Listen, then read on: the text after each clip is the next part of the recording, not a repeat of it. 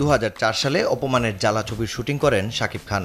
নূর হোসেন বলাই পরিচালিত যে সিনেমায় তার বিপরীতে ছিলেন নবাগতা কলি। 2011 সালে সেন্সর ছাড়পত্র পেলেও নির্মাতার মৃত্যুতে বাক্সবন্দী হয়ে গেছে ছবিটি। শাকিব শাবনূর জুটির একাধিক ছবি মুক্তি পেলেও আলোর মুখ দেখেনি তাদের শেষ সিনেমা স্বপ্নের বিদেশ। নজরুল ইসলাম খানের পরিচালনায় 2009 সালে প্রায় 85 ভাগ কাজ শেষ হলেও পরে বাজেট সংকটে থমকে যায় শুটিং।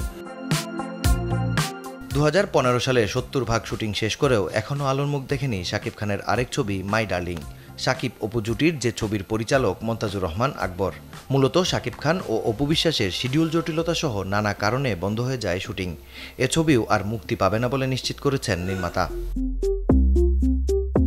বাক্সবন্দি থাকার তালিকায় শাকিব অপু জুটির আরেক ছবি মা। 2016 সালে এফডিসিতে বিশাল সেট বানিয়ে হয়েছিল এই সিনেমার মহরত। কালাম কায়সার পরিচালিত ছবিটিতে শাকিব অপুর মায়ের ভূমিকায় অভিনয় করেন আনোয়ারা ও আফরোজা বানু। সে সময় শাকিব অপুর সম্পর্কে টানাপোড়েন ও আবরাম খান জয়ের জন্মসহ নানা কারণে আড়ালে চলে যান অপু বিশ্বাস।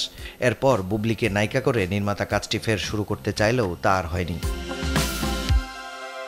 শাকিব অপুর সম্পর্কে যখন চলছে খরা, তখন ঢাকার গুলশানে মহরত করে অস্ট্রেলিয়ার সিডনিতে শুরু হয় অপারেশন অগ্নিপথ চলচ্চিত্রের শুটিং।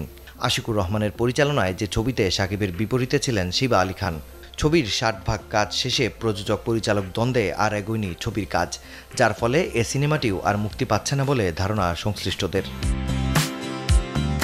2019 সালে ঢাকা ক্লাবে বিশাল আয়োজনে হয় শাকিব খানের আগুন ছবির মহরত। পরিচালক বদিউল আলম খোকন শুটিং শেষ করলেও ছবিটি এখনও দেখেনি আলোর মুখ। ছবিতে শাকিবের বিপরীতে আছেন জাহারা মিতু। প্রযোজক জটিলতা সাথে শাকিব খানের শিডিউল সংকটে ছবিটির মুক্তি নিয়ে চিন্তিত ছিলেন পরিচালক নিজেও। তবে শোনা যাচ্ছে শিগগিরই নাকি প্রেক্ষাগৃহে আসবে আগুন। 2021 সালের মার্চে পাবনায় শুরু হয় শাকিব খানের আরেক ছবি অন্তরাত্মার দৃশ্যধারণ। সোহানী হোসেনের প্রযোজনায় সিনেমাটির পরিচালক ওয়াজেদ আলী সুমন। ছবিতে শাকিবের বিপরীতে আছেন কলকাতার অভিনেত্রী দর্শনা বণিক। শুটিং শেষ হলেও প্রযোজকের অনিচ্ছায় আজও ঝুলে আছে অন্তরাত্মা মুক্তি।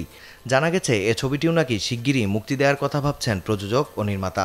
তবে কবে অন্তরাত্মা দেখবে আলোর মুখ, এমন প্রশ্নের উত্তর নেই তাদের কাছে। মাকসুদুল হক ইমু, চ্যানেল 24।